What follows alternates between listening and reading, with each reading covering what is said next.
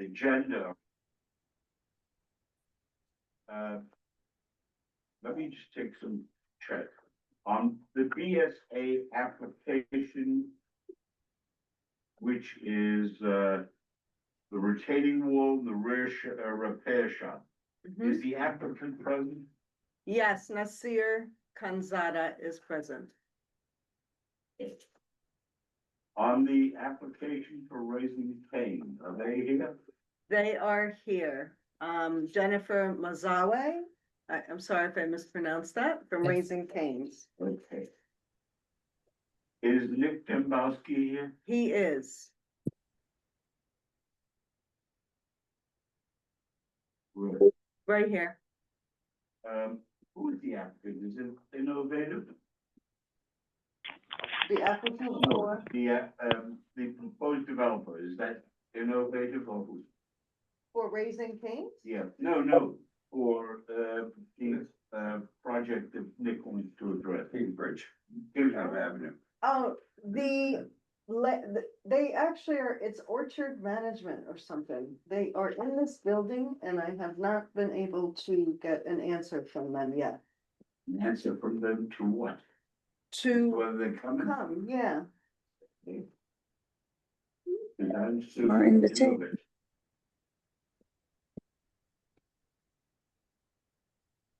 And then we have the SNAD issue.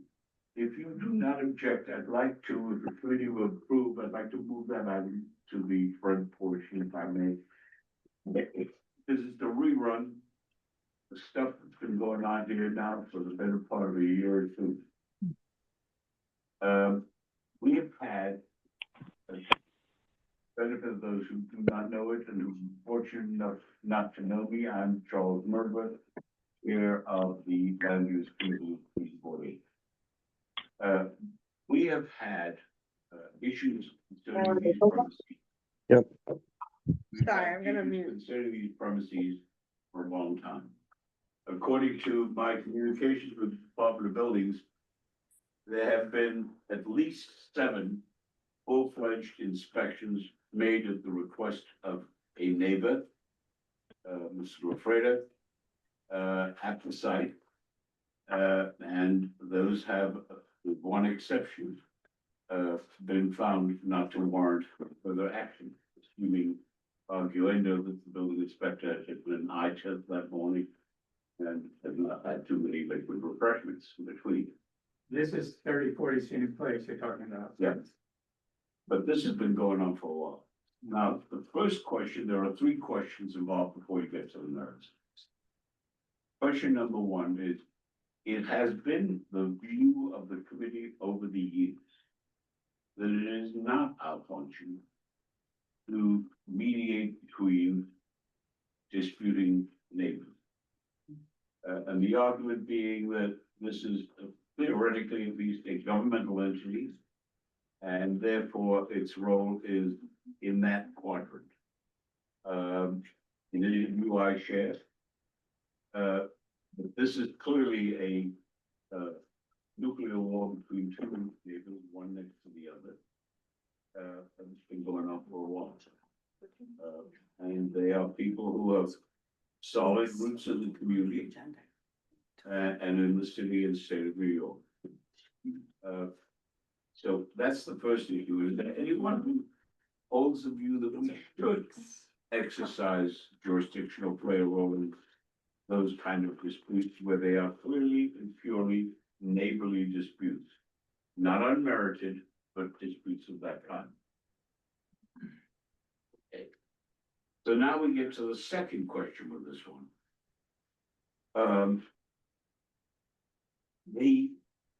Mr. Lafreda, who I believe is on, are you on, Pat?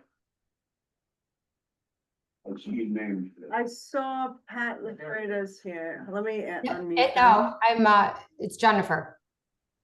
Okay. And Baum, the owner Is next Mr. door is Bell there? here. He's on And his I way. was asked to unmute. I'm unmuted. I would recommend to the both of you that you get yourself a good, decent, third-party mediator to try and resolve this issue. This would be solve one issue, It just keeps going into the next and the next and the next, without any apparent end to it. This third issue is the substantive issue before you. There is a complaint by a physical operator that there are violations of the building code. The building department maintains and has inspected the violations of SNAD. If it were not SNAD, I would not have brought you in tonight to focus on this. We would have dealt with it through the district manager's office. District manager, every time it gets one of these complaints in this area, regularly, immediately asks the building department to send an inspector up to take a look and either affirm it, and if there's a violation, to issue a violation, and then to follow it through. That is done as a matter of course with every single application that we get concerning a complaint. As I said, over the course of the past less than a year, this has been over 7 full inspection. Building department, on SNAD, as you know, has not done those things that it should be doing. Neither has the Department of City Planning. Their view is they don't like city, they don't like the law, they've tried to repeal it, it hasn't succeeded. So now they've decided to ignore it. I have forwarded to the members of the committee a copy of a draft resolution intended to focus on the issues that they are. They are responsible. There is absolutely no question that rather than again fight us and fight the elected officials from this community who've been stand up through and through, particularly Eric Benowitz and Cal Benowitz. SNAD is something that is a high priority of this community board. SNAD is something this community board is prepared to go to war on. SNAD is something that we are prepared, if necessary, I believe, to sue the City of New York and any of its agencies involved. And so the issue really is, what do you do when government refuses to enforce the law? What do you do if government just thumbs its nose at each and every application that comes? So for example, and this is very something I've seen on the government side, but I've never seen it as bad as this. On one property where there was a SNAD violation, this is the one on West 246th Street, and it's in court now. And it's an issue I do not intend personally to get into. My daughter lives nearby, and so I have recused, and Marty is chairing the issue. And if this is not that case, this is simply a clear illustration. The people went to work, chopped down trees, dug holes, and photographs are available to anybody who wants to see them. Tried to demolish the steep incline so that they could cross over and use an easement that wasn't even on their property or near their property. They did a successful job. They had a crew of people. The photographs taken by the 3 neighbors showed the demolition of the trees, both before and after, showed the landscape being dug up both before and after, and showed the brush being removed before and after. The building inspector claimed when he went to see it, he didn't see anything wrong. But of course, he didn't have any idea what it was like before. He didn't bother to look at the photographs before he went there. Okay? This is not something the building department does as a matter of rule. As a matter of fact, the building department takes the position, we don't look at photographs, whatever they are, we do what the inspector sees. They do not have an eye test for inspectors before they go out. And so the inspectors have whatever vision they have as the like. You have a resolution before you framed by these disputes that show the following. One, what we've got to do is get the Department of Investigation looking at this as to why and whether this is not a violation of law. It's, to my mind, malfeasance in office without any question of doubt. My mind is something that is inspired by the city, the planning commission and department, both of which have expressed very clearly and frankly their hostility towards SNAD. Why they would oppose an environmentally proposed matter and just take this kind of a steadfast, headstrong attitude is beyond me. But there it is.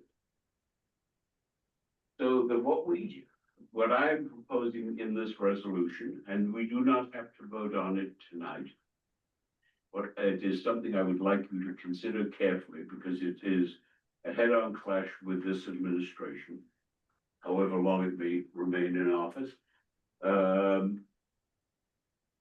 Is the Department of Investigation, which is led by a very, very capable commissioner,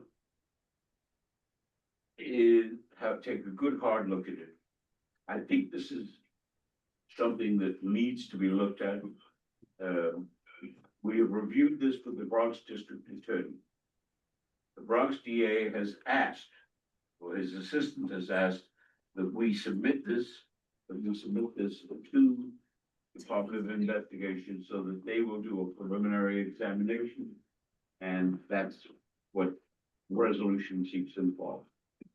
Number two, it seeks to have something done that our city council member has been working on in a variety of forms for quite a while. And that is that when people have photographic evidence of something, it at least merits consideration. It's not dispositive, it's not final. Too many people can play around with photographs. Whether they do or they don't, the fact is, it tells you something. If you don't have photographs, and the fellow has cut down the tree and removed the roots by the time the inspector gets there, because he's got other things to do, there is no way on this earth that you could establish that there was a violation of SNAD.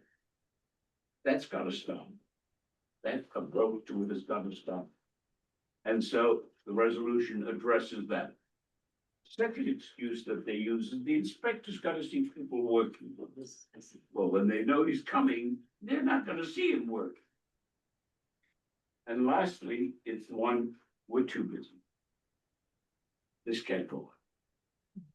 If I am correct, based on my checking with the members of the board, it remains the position of this community board on either a unanimous or non-unanimous position that we support SNAD. It is environmentally safe, it is environmentally sensitive, it is something that is important for the community. And indeed, if anything, it ought to be extended to other areas of the city of New York so that we have some semblance of trees and green and life in the city of New York and not just a bunch of asphalt lying all over the place. If that's true, then we've got to have a full-scale examination. And one of the portions of this is, I want to elevate this controversy so that it becomes an issue in the coming November, frankly. Because that's the only way it's going to be dealt with, is if the public, finally in this community, makes clear its stance. It's not an issue that's politics for Democrat, Republican, liberal, independent, or whatever. It's an issue of whether or not we care about the city. And so I'd like to ask each of you to take a good hard look at the resolution. It will come up for a vote at the next meeting. If anybody wants to talk to me about it, or talk to Marty, or to Dave, who's been working on it with me, that would be really appreciated. If you have any changes to this, this is a situation, let me make it very, very clear. I've been in government, in and out of government, for at least 50 years. In all of that time, I have never seen a city administration that is so bullheaded about not wanting to enforce environmental laws as this. I have never seen agencies of city government that don't give a damn about the law. And certainly, as a former commissioner of buildings of the city of New York, I've never seen an agency as maladministered as the Department of Buildings is today, and has been for a while. It's as simple as that. And so that's my view. I think it reflects the view of some or all of you. So please look at this. Now let me turn to the second piece of it. The dispute between Mr. Bohm and Mrs. LaFreda. You have asked for, Ms. LaFreda, you've asked for building inspectors to come to the site. They have come to the site in major part because our district service manager stays on them until they actually come. And when they come, they have not found a violation. Whether they are acting properly or not, that is something that also comes within the framework of the resolution. But the fact of the matter is, there is no tangible basis for acting. This last one was whether or not it was within 5 feet. They measured and found it was totally appropriate. So this is something that I would recommend to you as strongly as I know how. You need to get somebody to come in and mediate this dispute between the two. Either that, or leave the board out of this. District service manager will do what she has done consistently and will continue to do. If there's a complaint by you or anyone else concerning this matter, we will go out and make sure it's investigated and appropriate action taken, and we will pursue that action as actively in your case as in any other. But this has got to come to a stop. So please understand that. I wanted to say it to your faces. I wanted to say it with the board behind me, so that if any member of this committee disagrees with the view, please say so, because I'll stop. Anybody? All right. Now, do either of you want to say anything? I would like to say something. Yeah. Okay, so first of all, you're not allowed to build something in Snap. Okay, anyway, it's built there. So, okay, no one wanted to do something before. Okay, but then I find out that his pool equipment that's on pilings on a grate is 2 feet 10 inches from our property wall. And then I find out that my property markers have been removed that I paid for, $4,000. They're gone. Lining the 10 feet behind my retaining wall, they're gone. I mean, is everything I've read that, forget a fence, I know it can go on the property line, but any sort of structure, and we all know that a structure is not allowed to be built in SNAD, but so it is, there's a structure there, and it's 2 feet 10 inches. I had my guy go and measure it from that to the grate, my retaining wall to the grate. So is it 5 feet, no feet? Is it, who cares? I don't know. And what about my property markers? We don't go back there. They're gone, missing. So let me answer your question as follows. Over and above my suggestion of getting somebody to come in and mediate this dispute, I would add 2 things to you. One, if somebody has removed property that is yours, the appropriate place is in court, and let the court do it. I have got one of those cases arising out of one of the SNAD cases right now. The people have gone to court and they are litigating. A court can act. We don't have authority. We are purely advisory. We don't have authority to enforce. People tend to listen to us, thanks in major part to the elected representatives that we have in this community who support us. But that's all the jurisdiction we have. If you cannot get satisfaction, I'm going to tell you where you go. One, United States, or Supreme Court, Bronx County, or to the civil court and ask for injunctive relief. Or alternatively, you go to the Department of Investigations and say, what the hell's going on here? But those are the people who have the tools to do this. In my view, you would be a damn sight better off if you sat down with a person who both of you agree can mediate this thing and get it resolved once and for all. You have a view that you are being unfairly dealt with, and it's not wholly without merit. And they have a view that they have been harassed. But that's not anything I can do anything about without the consent of both of you. If you want me to find a mediator for you, I'll even look for one, but this has gotta stop. Okay, 100%. I'll take your suggestion and I guess we'll take a different channel than one that you suggested. so, that's it. Anybody else? There are. Yes. So, You just. I'm Mr. Bowman. Oh. And his wife. This is Mrs. Bowman. So, first of all, thank you for giving us the opportunity. I 100% agree with Mr. Murther that I would love, Jennifer, I would love the opportunity to have a mediator, but clearly we're not able to see eye to eye when we talk in person.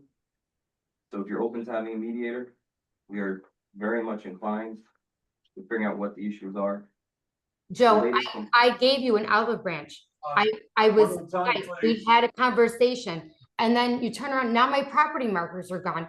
Like, if I did that Jennifer, to you you, have to you let would him feel the finish same speaking way. and then you could respond, okay? To let him finish Okay, first. so, you brought up two concerns just now. One is regarding property markers, one is regarding the generator in the backyard. The DOB inspector came and the generator is 5 feet from your wall. The steel grate that the generator sits on is less than 5 feet, but the code is the generator has to be 5 feet, not the steel grate. The steel grate is not flammable, there is no concern. That's what the DOB inspector said. We've had 7 DOB complaints from you. And 1 complaint to the Metro North. The complaints have been removing trees, of which I came to the front of the CB8, I think in February this year. And I had to bring pictures and show that the trees that there was dead trees on the ground, I had pictures of it, and they were removed. We were accused of grading the property. Inspectors came, the grade is still exactly the same. We were accused of removing the Japanese knotweed. The inspector came, said we were fine. I don't know what the issues are at this point. You mentioned removing the boundary markers. This is the first that I'm hearing of. This is the first my wife is hearing of them. And I'm happy to work that out with you. Let me interrupt you, make a suggestion. If you will put together a list of what you plan prospectively to do, and then send it to her so that she can see what you're planning to do and how.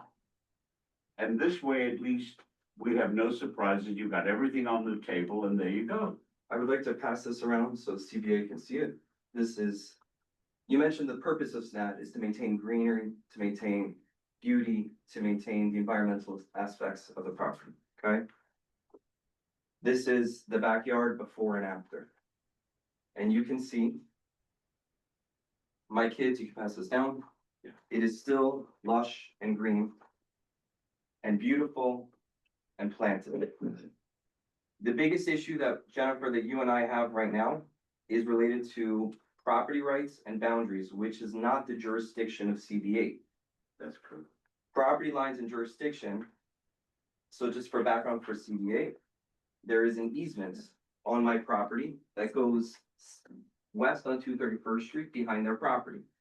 They're refusing us access to our backyard from West 231st Street. How did I refuse you access? There's trees planted there and there's greenery planted there. You can walk through there. So. That's not restricting your access. The same stuff that was there before is there now. No one's restricting you. You say you're not. That's exactly what a mediator will do. Exactly. He But will say to You can traverse through there, but you can't alter it or change it. Like the road that you said you're gonna put in, you can't just wipe out someone's property. You can traverse through it, yeah. But you wanna wipe it out and make some road to your backyard way back there. I mean, you said it to me. You said if I wasn't moving, I was just gonna make a road back there. Okay? If you're open to it, Jennifer, I'd be more than happy to sit with the mediator to put all the issues on the table. to It sounds find a great. resolution. That sounds great. All right, If you both indicate that you're willing to, I Yep. will find a group of names, submit it to the two of you, and you decide which ones you want. Is that all right? Great. Charles, I appreciate your time. You all have a great night. Thank you. Thank you. All right. Can I ask a question? Is there anybody else who wants to be heard on this? Let's wait, my wife might want. Who's in charge of a tree falling in front of the property and they haven't been removed? Depends on what is it, a city street, City tree, right? Yes, Parks Department. Parks Department, and it was reported when they all right, so let me be very clear about this. It's my understanding of the law. One day, I will tell you, I have practiced law for over 60 years. You should know that the responsibility for trees falling are the owner of the property on which the tree stood. So for example, if I have a tree and it is hanging over my neighbor's driveway and it falls on his driveway, it's me, it's on me. All right, who has the responsibility of moving it? Department of Sanitation takes the position, it is your responsibility if you own that property. If you're nice to them sometimes and you help it cut up, they will go ahead and remove it for you, okay? If that's the issue you came here tonight to deal with, please talk to the district service manager and they will work out for you whatever they can, all right? Let me now go back. Yes, I just ma'am. wanted, did my wife, did you want to say Ms. anything? Bone, did you want to say anything? I guess what you said before, I don't know if you have like jurisdiction over this, but in terms of like, I don't know if this board like fully understands like the harassment that we've been feeling. They put up new cameras today. They have a bunch of cameras that face our house. Since I moved in March, haven't been able to open my bedroom shades because they have two cameras into my windows, which we've asked them multiple times to Now, remove. let me answer your question. Yeah, The right of privacy yeah. does extend to that. As designed in a case involving a United States District Court judge who had that problem with West Point, okay? The issue is simply this. If you feel that you want to go to court and get an injunction, I can't give you an injunction. Right. They're the only ones that, would they do so? No, they would do exactly what I've just tried to do, get as a court mediator in there. Right. Right. I will try and see if I can find somebody who could do this and is willing to do it. I'm gonna look for a retired judge and see if I can see one who would like to do it. We're very much Okay. appreciative. Thank you Alright. so much. Thank you, Mr. Murray. This has gotta stop. I I understand. agree. There have been 7 complaints one way and 0 complaints the other. So, I hear you. She is Mr. LaFreddy is one of the outstanding businessmen in this town, and she's a very nice woman. yes, Something has happened here that turns people the wrong way from time to time, whether it be you or them is not my issue. My issue is it's gotta stop, agreed. okay? So, What did Robert Frost, they said fences make for good neighbors? Right. Never the true words, spoken. Yes. Mhm. Thank you, guys. I'm sorry for taking the time. Thank you. Thank you. all right, I just wanted to make a comment. Yes. This resolution was prompted by issues on West 246th Street and this issue. But what we're trying to do is make sure that buildings steps up to their job, that the Department of Investigation holds their feet to the fire so that these kinds of things can be documented and dispensed with and not carry on forever. So please review this resolution with that thought in mind, if you think there are other changes necessary. Marty, Members of the committee have had a chance to review or want some more time tonight. I think we should vote on it tonight. If possible, I don't know. this thing has been dragging too long. I look at Bob and that's my purpose. He drafted it a few days ago. I played with it, you played with it. I mean, it's just time. I don't think you can fairly ask for. Yeah, I mean, I have questions, So for I can example- tell you all something else on the same area. There is another serious hot potato coming before this one. The charter revision has proposed 5 questions. Those questions relate to issues that touch on the committee that Marty heads, which is law, rules, and ethics. It touches on this committee and others. We're trying to work out before the end of this month, a joint meeting of the committees to get this done. The function of this exercise is the last gasp of the most corrupt administration since Jimmy Walker, and that's saying a lot. But the function of this thing, let me give you an illustration. It talks about affordable housing. Tell me, how many times have every one of you who are on the committee heard me make the point, and you made the point to yourself? Define the word affordable housing before you pass laws around it. Right. They refuse to do it. Here's this charter revision commission appointed by the mayor. I testified to these folks. I said it hasn't been defined. You have one definition, HUD has a different definition. Your 2 definitions clash. Under the feds and the one that you follow, the average media income, Area meeting. area media income is defined by including in the Bronx, Rosslyn, Long Island, Great Neck, Long Island, Scarsdale, New York, New Rochelle, New York, thereby inflating the income, and people can't get affordable housing in a real sense. Number 2, what is affordable for me is not affordable for everybody. People in the Bronx can't do it. So what does that do? That it creates the power of people to exercise and manipulate what is and what isn't affordable, and for people to get rich in a corrupt administration. That's my view. Laura. I object to this all of this, but it's reading like propaganda. These are not the words that are actually going to appear, is it? I mean, this is not the language that people will be voting on. This is the language, it's like just propaganda. Streamline, this, that, remove the votes from the city council, fast track. I mean, this is insane. There are no details. This is not the time. We're gonna have a special Right, session. okay. Each of you will get the exact wording. Each of you will get whatever good government organizations have issued for it and against it, so you can see both sides.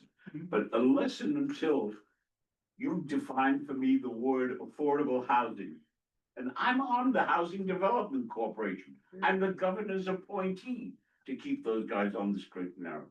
But I will tell you, there is no definition that's hard and fast. So how can you possibly say it's affordable?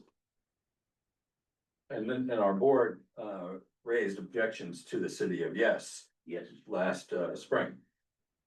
So, This is not- but it's to be on the ballot in November. So this is something we've got to, it is seriously a vital issue. I took the liberty, and it's on me. I took the liberty of asking the Riverdale Press to come in tonight to listen to this for a very simple reason. This is important stuff. It's important to know we support affordable housing. There isn't a member of this committee or of this board who doesn't support it, but that's true affordable housing. Affordability runs many levels. There are those in the low income strata that require considerable support. Housing authority type of support, albeit that this housing authority needs more than support. Number 2, there are people in middle income with Mitchell Lama phasing out and getting older that need help for middle income housing. There are people in between those 2 extremes that need that kind of support. We support that. This community board has fought for that. I joined this board, I was its first chair. That's 30 years ago. This is something we've been doing all that time. Bob Bender has been pushing me even further. Well, Chuck, I know we're not discussing affordable housing tonight, but, the chart that accompanies the, city charter, amendments, does show the distribution of affordable housing over the last 10 years throughout the city. And we're pretty far down on the areas that have affordable housing. in the With last 10 years. absolute, for true affordability, the answer is yes. But the question comes up as follows. This community, like other communities in the city of New York, particularly in Queens and in some parts of the East Bronx, have a high percentage of single-family homes, which changes the mix as to available space. It can be a 2-minute lecture. The city of New York has been living in terms of construction of housing for the past 30 to 40 years on demolition that was caused when I condemned buildings when the landlords refused to fix them in the 1960s. And then you had the burn baby burn era and more houses were torn down. Those demolished properties have been the lifeblood of housing construction in the city of New York because they have not been using it. At the same time, they have a ton of vacant areas that they have not used. I'll give you 2 examples that strike you right away. On the other side of the park, Hutchinson River Parkway, you have the New York State Hospital for the mentally ill. It's empty. They were going to demolish it. Instead of turning that empty property, which is next to this railroad station that Freddie Ferrer and I turned into something for mass commuting now, it's going to be in effect this year. That would have been an ideal site for all the affordable housing of both ranges, middle and lower. And that's what we were doing, we were trying to achieve. Instead, it became a technocrat area. That's the only people who were moving. Problem with it is affordable housing in the sense of housing that is really supported, where the rents are low and people can afford to do it. Remember, developers use their own money or their own credit to build a house. The only way you can do it is to get relief for the developer. In other words, how about removing all sales and other taxes for a period of years so that it costs less to build the building? How about the government leasing the property to the developer for a period of years at a reasonable number and saying that that's it? There is land around. It's a question of will. Robert Moses was a hero and a villain at the same time on the west side of Manhattan. He got it built. Problem we have here is nobody has had the will on a real level since Zuccotti and Moses. Those were the only people. So look at the resolution. I thank you. Forgive my lecturing and lecturing. I blame it on my cold. Can I move to the second item, which is Nick Gambowski here? He is. Would you tell me what it is you see? Let me just, hold on, let me find him here. There he is. Are you Hello. on? Yep. you I'm did. here. Can everybody hear me? Yes, Is the owner of that property here at the moment involved? That council? Nobody. no, but we could reach out to him also separately from the office as well. Correct me if I'm wrong, Nick. What you seek to do is to come in and test to find out if there are human remains on the property and that this is really a proper burial site that has been changed over the years. Is that essentially correct? Well, not exactly, just because I'm not in the position to say that it definitely is or isn't a burial site. I mean, I did prepare a short presentation if you have 5 minutes or so to get background on it. I'd be happy to show that to you. Go ahead. Does that work for you guys? Sure, just a short one would be great. Is 5 minutes okay? Yes. Okay, so let me share my screen here. Please let me know, can you see that? Yes. Yes. Okay, so just before get started with this, I just want to thank Chairman Mordler and the committee for inviting me to give a short presentation about this potential development site that you're seeing on your screen here, which is behind West 230th and Broadway. I'm speaking on behalf of a group of folks who are concerned about cultural resources that could be located under this parking lot where there are plans to build an apartment building. That group of folks includes Dr. Stephen Payne, who's the director of the Bronx County Historical Society, Angel Hernandez, the Bronx Borough historian, Dr. Kelly Britt, professor and archaeologist, Margaret Holmes, director of the Van Cortlandt House Museum, and we've been working closely in consultation with Dr. Jeff Benjamin, the Tribal Historic Preservation Officer of the Stockbridge Muncie community. Just to give you an overview of the site in question, this is a satellite photo, and that yellow star represents the location of the parking lot. This is West 230th Street. This is Broadway. And I'd just like you to pay attention to the course of those streets, which are shaped sort of like a V shape. I wanted to show you a picture of a map of what this looked like 140 years ago. This is 1885. In 1885 and many millennia before then, this city block was waterfront property. The blue strip there represents the Spite and Dibble Creek, right here, which was the natural boundary between Manhattan and what we now call the Bronx. Today, that's 230th Street. And so this is the course of those streets we were just looking at in that V shape. You see that this property maintained and the roads maintained that same course going back to 1885. If you go back 100 years before that to the time of the American Revolution, this is at a British intelligence map from 1782, you'll see that same general V shape of the roads of 230th and Broadway. On the left side in the Spite and Dibble Creek, you'll see the historic King's Bridge depicted on this map, the first bridge to Manhattan, built in 1693.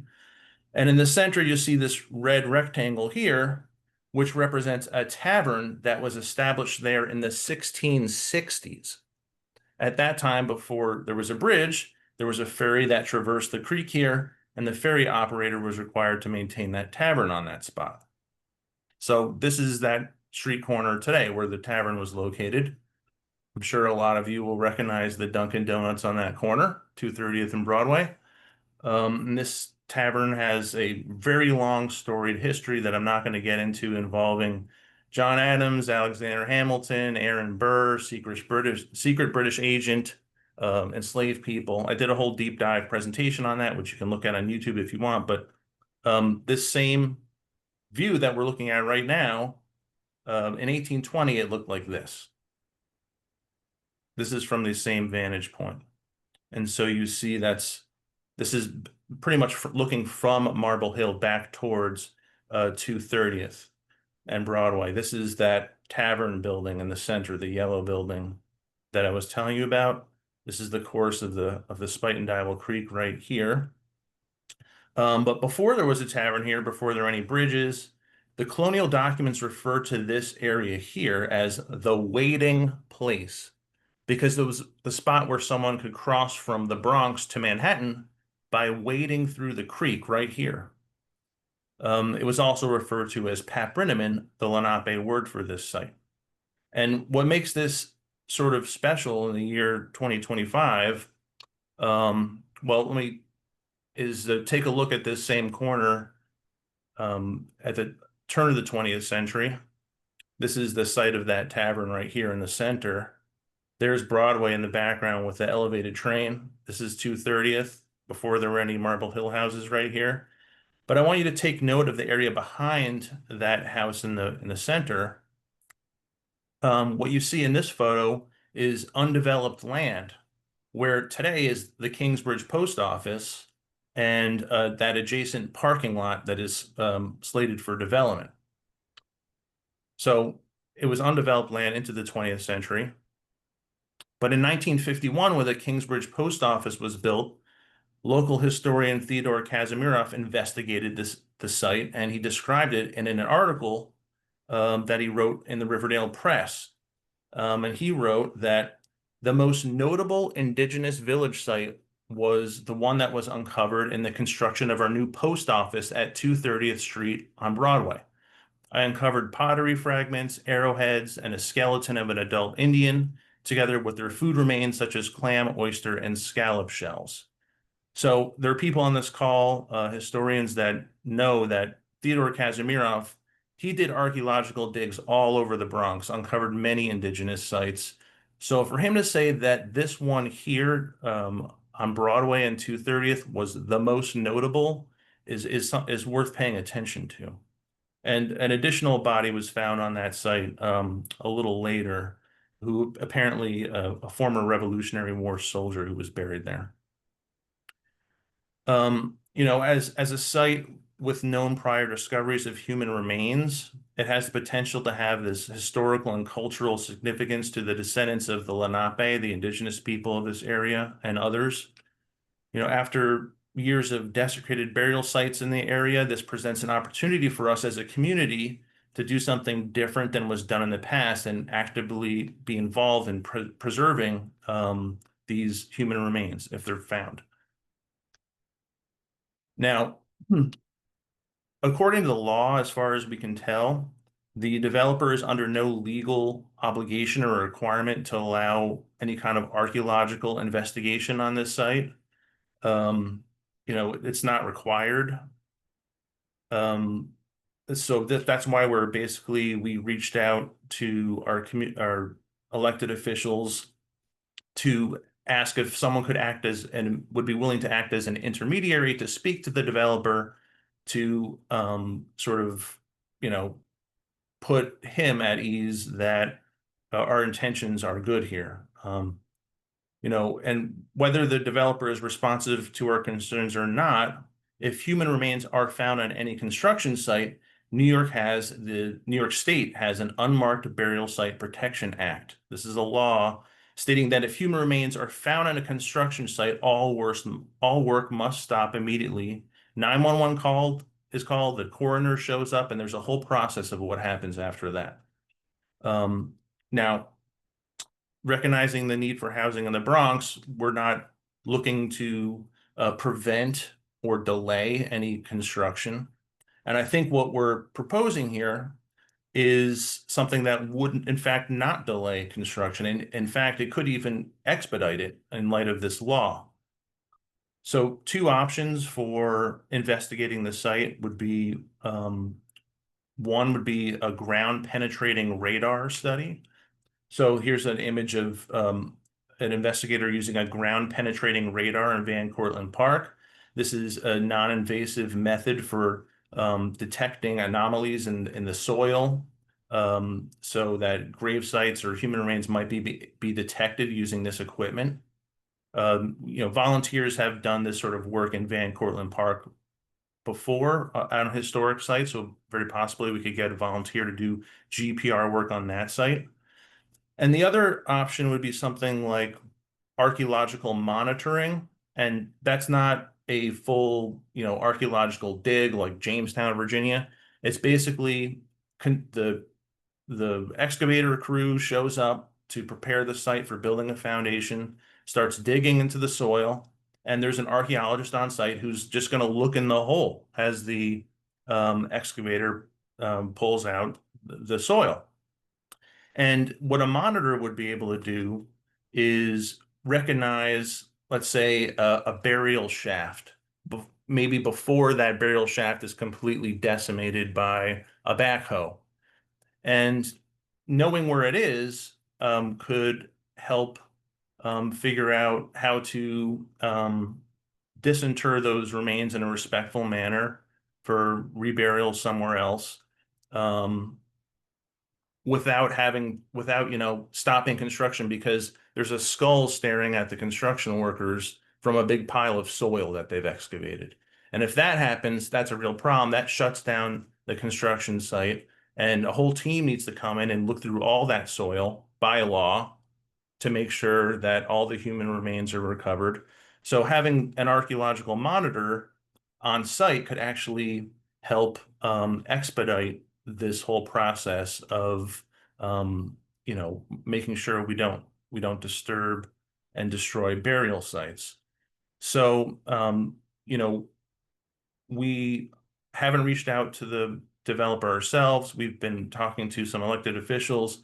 I really want to thank Council Member Eric Dinowitz and his staff for being very responsive to our concern and for his indication of a willingness to help potentially act as an intermediary with a developer. And that's basically a summary of the situation. So I'd be happy to answer any questions. And we have other folks here that are signatories to the letters that you were CC'd on to elected officials.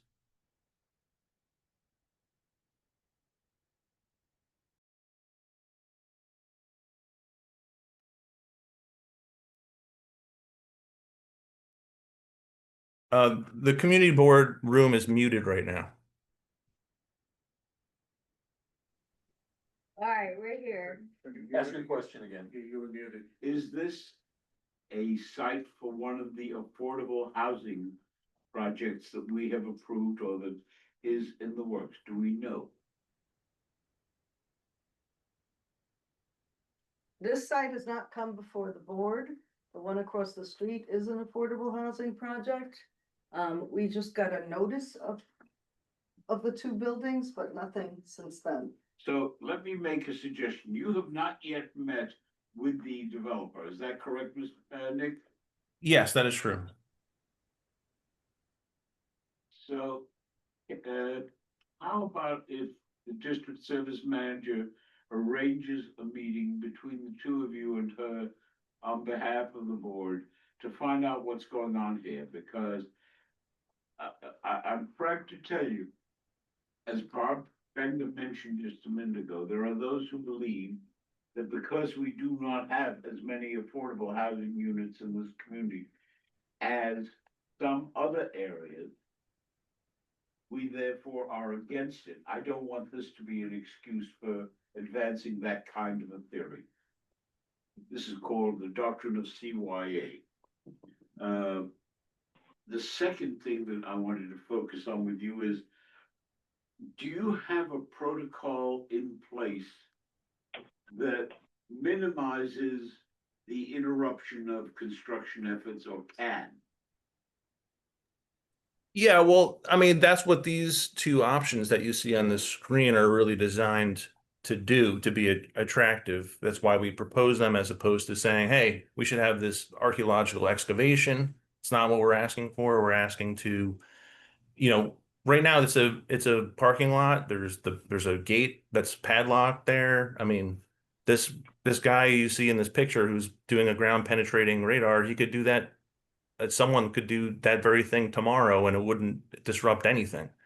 Now, in terms of having the archaeological monitor, I've seen that in action, and they just basically standing next to the construction workers as they're digging their holes and looking in there. So, I mean, the argument that it would somehow delay or prevent affordable housing really holds no water, because there's a law in New York State stating that if human remains are found, it shuts down construction. That's irrespective of whether there's an archaeologist there or not.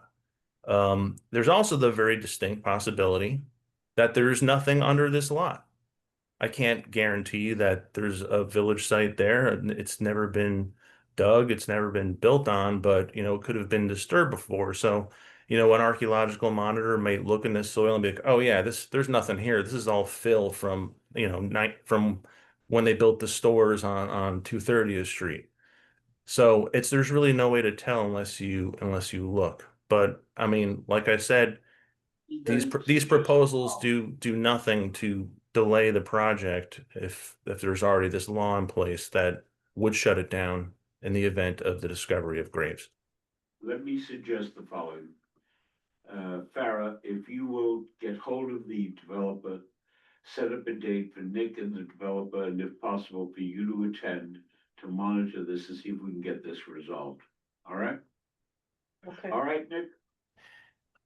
Well, I definitely would want to run this by all these other people we're working with, and also Councilmember Dinowitz's office, just because I know that I'm not even sure if they haven't already reached out to the developer or if they're planning to imminently.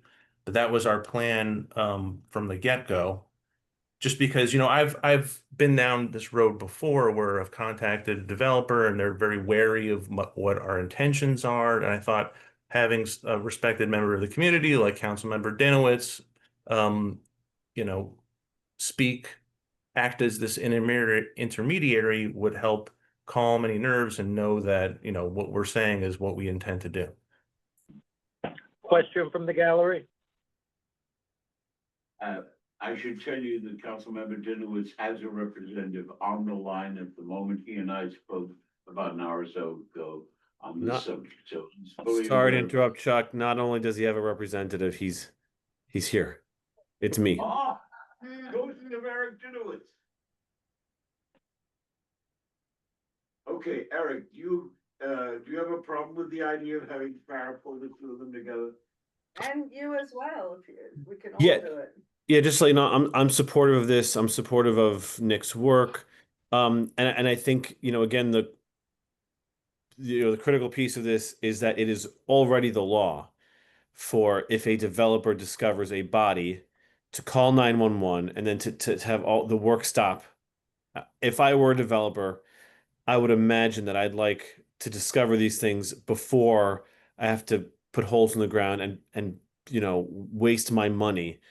So I'm supportive of this and would love to, you know, if the community board, if you sit us down together so we can work this out with the developer, as a team, as a community, before they move forward with the project, so we can overcome any obstacles before they potentially dig into a dead body. Okay, good. So we're up and ready. Question from the gallery? Who is that? Question. Who is that? I'm sorry. Would you raise your hand again? I'm trying to ask a question. I don't know how to use the phone. I don't know what the process is to ask a question. Go ahead. Okay, so in item 6, you had a couple of different addresses there, but I kind of feel like you might be talking about that, but I don't know. I lost my connection here a while back and I just got back in again. But anyhow, so the question that I have is on item 6, you have an address 5517 Broadway. That's the current address for the post office. So I want to know, do you have plans to okay for a new development at where the post office is? We do not yet. Okay. So right. will there be a meeting then in the future to discuss this proposed building at that address? If, as and when somebody notifies us, A, that it's sold, B, that it's bought, and C, that they intend to do something about it, we will get on it. Okay? Okay, Marty? thank you. I'm just a little confused by the time sequence. I'm impressed by the presentation and the history that has gone through and the pictures, and I learned a lot just watching it. But there's no date on that. When did that kind of research conclude? And why, in the interim between the research and today, has not some of this stuff, archaeological, whatever, been attempted or negotiated or something? Why this break in time? Nick? Yeah, so you know, one thing that I tried to do proactively several years ago, and I was successful, is that I flagged this site on New York State's Cultural Resource Inventory System, which is basically, I think SHPO, with the State Historic Preservation Office, is in charge of that database. And I flagged the site, uploaded documents, it has a marker number, it's all official. I was not aware at the time that if an archaeological review would only be triggered in the event that an environmental review was required for the construction, or if the lot size was greater than one acre, which it isn't. So the preventative measure I tried to take was to, inform SHPO to get it on their database, give them the documents, but I just didn't realize that SHPO, from what I can tell so far, really won't have a role in this. I mean, I don't know of state money being used for this project. I don't know if that has something, if that would trigger the review. But I just wanted to tack on to one last thing that I heard from the council member, which was in terms of, it made me think of the human element when you said destroying graves.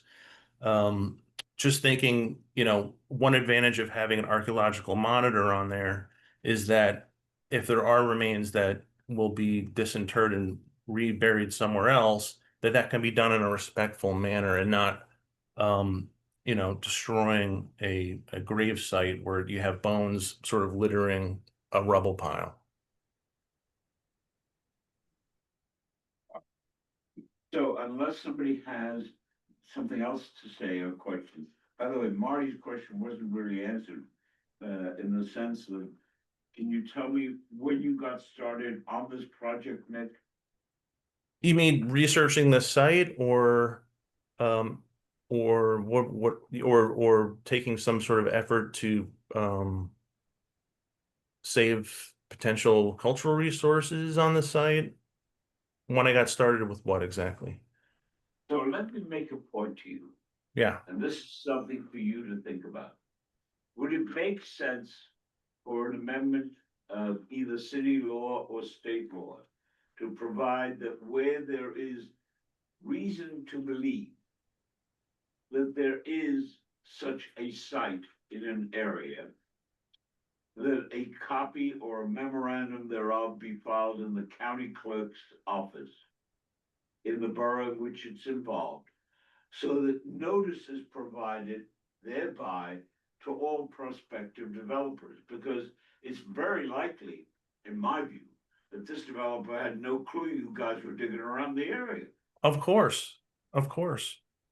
I'm sure this, this lot was for sale for $12 million.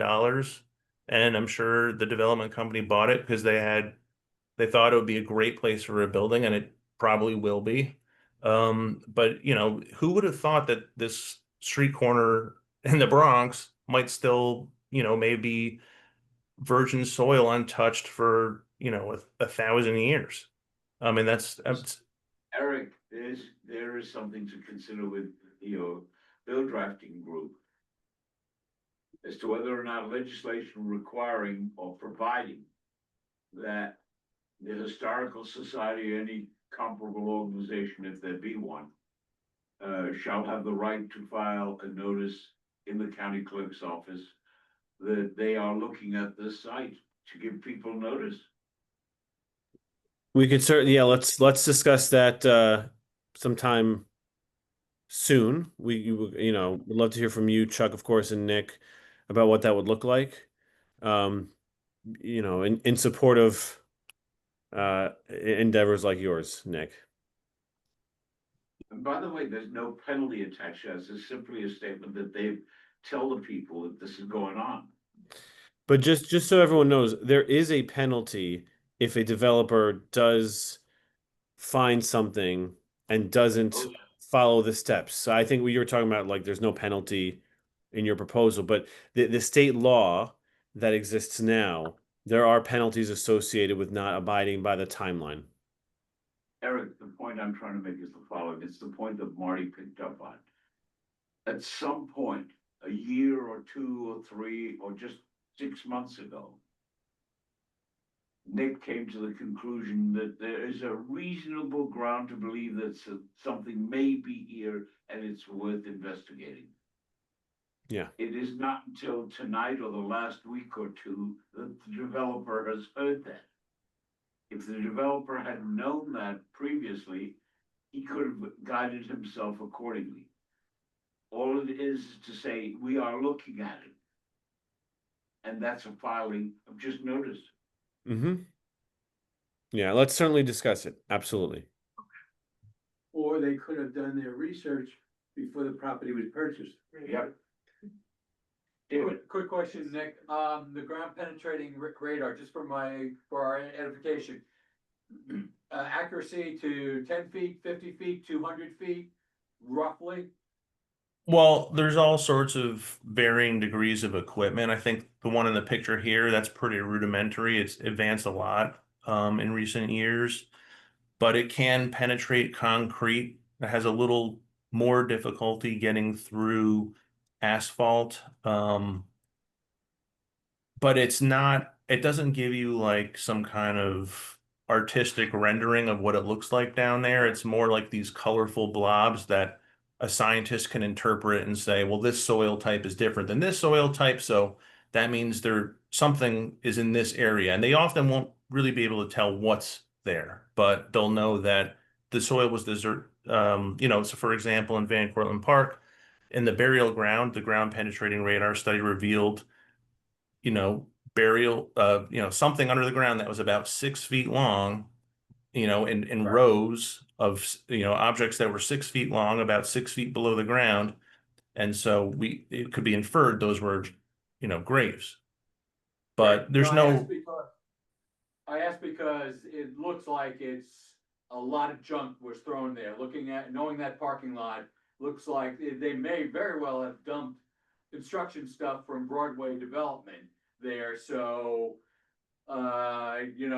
penetrating 10 feet may not tell you anything. That's very possible. Nick, you're gonna get notice from Farrell when she sets up the meeting, and you'll have that meeting, she'll report back to us, okay? Thank you. You will report back to the distinguished member of the city council. All right? Let me move on if I may.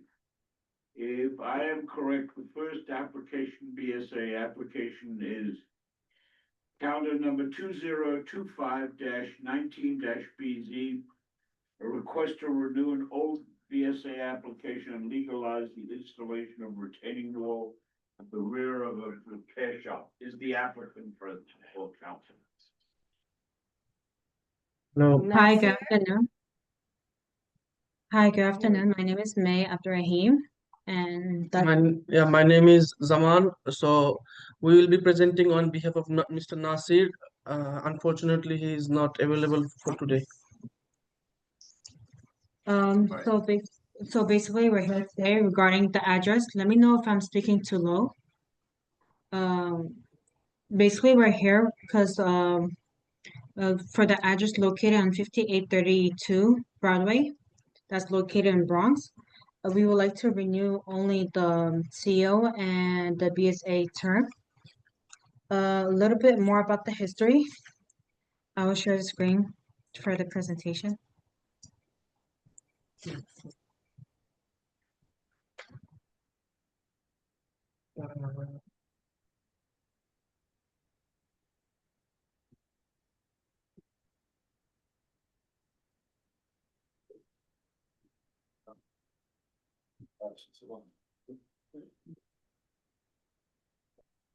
I'm showing just a brief history about the site. If I'm going too fast, please feel free to pause me. Okay. Okay, so in 1959, BSA approved the construction of gas station, which includes 2 pumps island and 12 storage tank. Each holds 550 gallons. Therefore, the gas station was built and received a CO in 1961. When was this application originally filed? 1998? That was the application started in 1959, and the CO was approved in 1961. Why did they not move forward with this application then? Sorry, can you say it again? Why did they not move forward with this application back then? Oh, 1998. Oh, actually, so I spoke with the owner. So actually, the thing is that he doesn't have the money to build the C-store. He didn't have He the didn't have the money money to to build make it the store. back then, so. Okay. No, So no. in 19, Actually, so 1998, yeah. So 1998, he get the convenience store approved, he got the kiosk approved, and a metal canopy and a fuel dispenser there. So he got all approved. So after building only the canopy and the food dispenser, he doesn't get the money for the C store or kiosk. or kiosk. Yeah. So the only thing that he was able, yeah, so the Can you only thing that he answer? was, Wait, let me ask. He has a question for you. go ahead.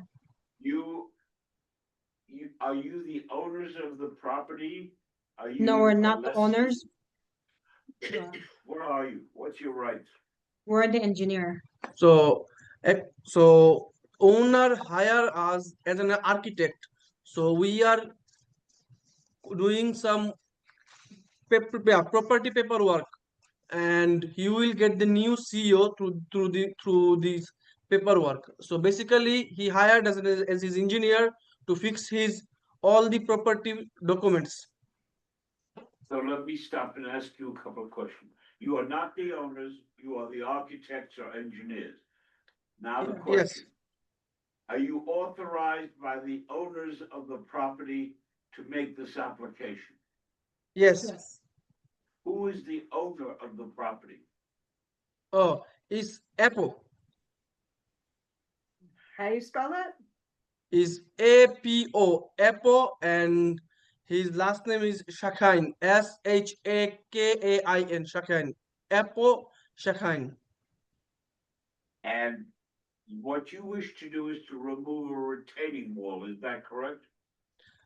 No, actually, so there was a problem with his retaining wall back then. Last 2 years ago, we are the same architect. We had fixed his retaining wall.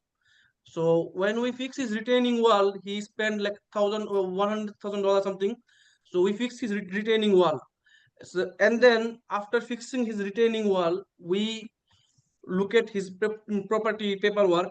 He doesn't get the new CO. So because of the retaining wall job, it's a small job. So in order to get the So full CO, all you want to do is fix the retaining wall, is that right? actually retaining wall is already fixed. We want to update the retaining wall in the latest plan.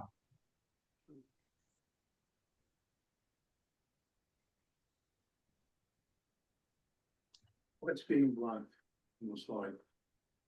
Can you So the scroll retaining- up a little on the slide? Or wait, let me see if I can. It's Yeah. about the, There's a little black box there's another item on that first slide. on the first slide. It said modified convenience store plans as adults. Yeah. There Their we go. presentation is It's Okay. nice. You could go to the back to the first page. Is this it? That was the shortest answer. So as you can see yes, Is this? as you can pending see before they got the retaining wall and the fence there. So it was approved on 2022.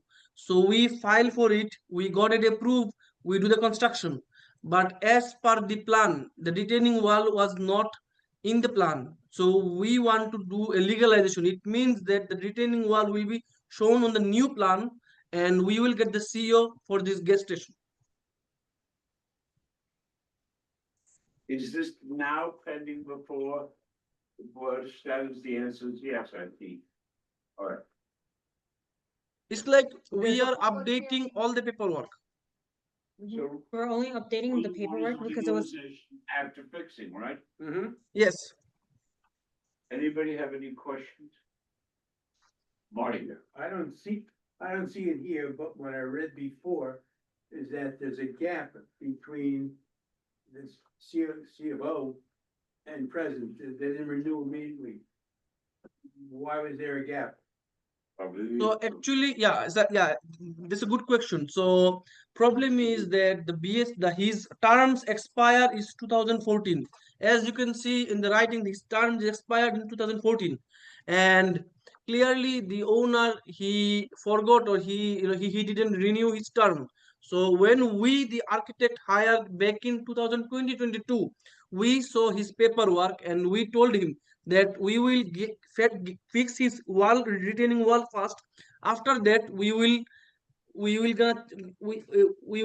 update his paperwork, and this time you get the new calendar number 2025, right? Yeah, so basic calendar number is 2025 because they updated the calendar number, and according to this we will get the new CO. So we are updating his paperwork and his property. All the paperwork will be updated and new CO. Anybody have any questions? Anybody? Yes. Why am I seeing pages about proposed elevation? It looks like there's a building that's being altered in some way. Are you altering any buildings? No, everything is remaining the same, nothing is being changed.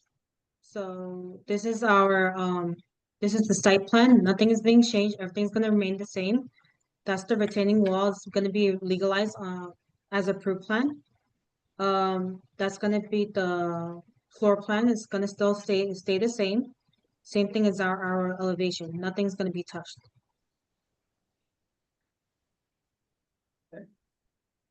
Wow. Well, I'm just confused by existing and proposed elevation. Proposed suggests to me that something's being changed. So actually the problem was this one actually we fixed it because the community, so we want to more clarify that. So in the writing you said propose and existing, so actually we fix it to no changes, because the board members will confuse like what's proposed and what's existing. Actually thing is, we are not changing anything. What is existing, it will be proposed. Okay, so apparently the version we have is outdated. Okay. Yeah, it was our mistake and we just realized it Yeah, this morning. we just realized at the last moment that let's me not stop get conflicted. Hold on. Is this the set of plans that you have now before the Board of Standards? Yes, this is the sets of plan. That's what you've got there now? Yes, that's correct. Have they examined those plans? yes. And have they got any questions? So our hearing will be on September 29th. So let me ask you a question. If we say we approve fixing the retaining wall, is that all you need? So Board of Standard Appeal wants an approved letter from the community board, so that they know that the community board happy with the gas station and they like the property, and they have they have given a green light that the property is still in good condition and it's good and running. So this is the Let me be clear about one thing, at least from my standpoint. I have no problem saying that you should get permission to fix the retaining wall. I'm not going to tell you I approve of the gas station. I have not looked at the gas station. I don't know whether you have leaks in the tanks. I don't know how well maintained it is. All I can do as a community board, in my view, is approve what your basic needs are. What is your basic need? To fix the retaining wall or what else? The retaining wall is already fixed, right? We have not received any complaint from the neighborhood. We have not received any violations so far. The past couple of days, we try our best to maintain the site as much as we can, and we're looking forward to keep it maintained as it should be, according to the site, according to the New York City law. Okay, so let me ask you a question. Go ahead. Mr. Gelman has just shown me a summary of proposed changes on your plan. Last page. If we approve those and nothing else, does that give you what you need? Yes. Exactly. All right, motion, Well, I do have one question. go. I'm sorry. You included this chart of, residences within 400 feet. They have to do. Right. Have they contacted them and gotten any response from those people? Yes, we already send them letters, and we already send the BSA hearing letter on September 29, which is they can present at the BSA hearing also. This community board and the BSA hearing September 29. So anything, any concern, they can show up to Anybody BSA. object? Did anybody object to it? No, not yet, not yet. We didn't get any objection from, not yet. Yeah. The motion is to approve the changes to the extent and only to the extent set forth in Exhibit A, which is this document attached to it. What's the matter, Marty? Without having any testimony at all from those neighbors, I think we should, before we bring it before the board, we should have copies of those letters. Do you have any letters that you sent? You have a copy of what you sent to the neighbors? Were the neighbors invited tonight? Uh, Do you have a copy of what you sent to the neighbors? Yes, I Yes, we do. have it on. Okay, I can Hello? show you Yes, we have it. We're gonna share it. All You right, can send it to the office if you could, please. To my Would you like email? us sharing the screen or email it? Email it, well, you could show it now, but if also email it send it to the DA, office, right. the actual copy of one or more of those letters. Number two. Okay. Did you get any written responses? Before Tuesday.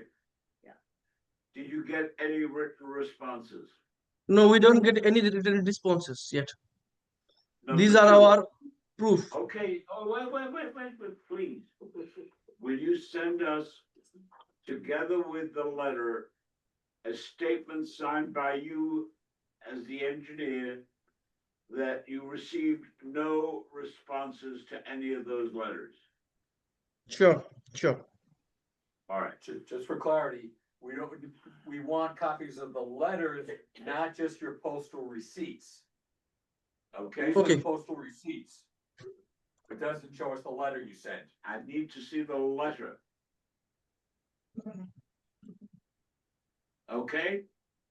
Okay, That's not the Understood. letter, that's postal receipt. I need to see a copy of one of the letters, You can send it Understand. to, all right? On the motion, do I have a second? Second, there's a letter. Okay, Send it, okay. send the letter, send one letter, one postal receipt, and and the statement that there were no responses, okay? Okay. okay. Send it to Ms. Rubin. On the motion, or do we have a second? Second, but including the provisions you've just identified. Correct. Yeah. Subject to the receipt prior to next Tuesday, which is what date? The 9th of On September. or before the 8th of September, you will send that to us. Otherwise, this resolution will expire. All those in favor, please. Is Contrary Lee on minded. Oh, there she is. Okay, got it. Okay, that's done. Thank you very much. Farrell, I would attach. Thank you. Thank you, but good night. I have it. Yep. Thank you. All right, now, let's go to Raising Cane. Is Raising Cane here? Our council here. She's still here is the I am here. Okay. Okay. Now, after you've raised Cane in that area, I have a couple of preliminary questions I would like to ask you. Who is going to handle it on your side? Oh, shoot, hold on. Right, here we are. Who's in the lead? Yes, so I'm Jennifer Mazaway. I'm the attorney for Raising Cane's. I do have a number of folks with me this evening. Melissa Brotchell, she's the senior manager for property development with Raising Cane's. So if there are operational type questions you may have, she would be the best person. We also have Rebecca Bodine from Bowler Engineering. She's our engineer. So if there are site specific questions, Rebecca can answer those. And then we also have Paul Going from TPD Engineers. He is our traffic engineer, and his office studied the traffic at this site and prepared the traffic assessment report. Thank you, and let me just give you a few preliminary questions. Reflective of my antiquity, what is Raising Cane? It's Popeyes with good lemonade. Please, I know that. What is Raising Cane, please? Other Yes, than what your grandchildren do. So I think I will leave that to Melissa Brockshall. She'll be the best person to answer that. Do we want to start off with that, Jennifer? Does that work for you? Yes, why don't we do that? All right, give me just 1 second. I'm just going to start off very briefly. Thank you very much for your time in advance. We certainly are looking forward to trying to develop this location into a new Raising Cane's restaurant. As of right now, I think I'll just go through briefly the history of Raising Cane's, who we are, what we do, and really what we're all about. And then I believe we'll just pass it over to Jennifer and to Rebecca so that we can get into more site specifics. First off, I just want to start off by starting the story back in the early 1990s. I think everyone on this call remembers those days very fondly. That's when this whole story started. Our founder and CEO, Todd Graves, was actually in college at the time and was tasked to come up with a suitable business plan for one of his college classes. He had proposed to open a restaurant that served only chicken fingers, and unfortunately it received the lowest grade in the class, with the professor noting that it wouldn't be profitable and couldn't be maintained. So that only lit a fire in Todd to find a way to make his dream a reality. From 1994 to 1995, Todd worked as a boilermaker and a sockeye salmon fisherman in Alaska to help raise the funds to build his dream restaurant. And in August of 1996, he opened what is now known as our Mothership Restaurant, which is our very first restaurant on the south gates of LSU in Baton Rouge, Louisiana. Fast forward to today, we have expanded vastly, and Raising Cane's has opened 878 locations to date in the United States, with 50 international, and our focus has always remained on our one love, which is serving only the most craveable chicken finger meals. Every meal that we serve is cooked to order, and our top secret sauce is made fresh daily, along with fresh squeezed lemonade, as well as some sweet tea. Our refined menu allows for speed of service at about 2 minutes and 30 seconds from the time you place your order until the time you receive your food. Our menu consists of 5 items. That's it, 5. Fresh, marinated, and battered chicken fingers, buttered Texas toast, handmade coleslaw that's made fresh every day, and crinkle cut fries, along with our special secret cane sauce. Our typical hours of operation are 9:30 a.m. to 3:30 a.m., 7 days a week. And we serve our customers at our restaurants using hours of operation that fit our customers' needs, which do vary by region of the country. We do like to stay open as late as possible to help serve those in the hospitality, service, medical, and entertainment industries, just to name a few that don't necessarily have normal hours. Our hours of operation also help with job growth in the area due to the added number of crew members that we will have on for those added shifts. For this location specifically, it's anticipated that a maximum of 15 employees will be on site at any given time to fill approximately 800 customer orders per day. Of the customers that would be arriving by vehicle, roughly 70% route through the drive-through and about 30% picked up inside the restaurant or at the pickup window. Our restaurant will feature mobile ordering as well as contactless pay options, with orders placed ahead of time via the Raising Cane's app or via a third-party delivery app such as Uber Eats or DoorDash, and then picked up at the window or through the drive-through. We're also very involved in our community. We have 6 levels of commitment that we call them. One is education, feeding the hungry, pet welfare, active lifestyles, business development and entrepreneurship, and really anything else that the community would want us to get involved in. So we are very excited to come into this area of the Bronx. and hope that you enjoy our site plan and presentation. Certainly willing to answer any other questions you may have on that. So let me Thank you, take Melissa. one step ahead of where you are now.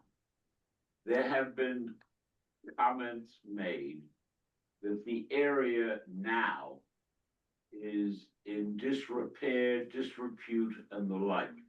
Has anybody from your team looked at the community area involved in terms of refuse, in terms of abandoned vehicles and the like?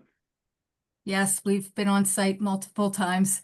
We've had a lot of people on site. We've been talking very closely with the landlord as well to make sure that we can clean up the area as best as possible.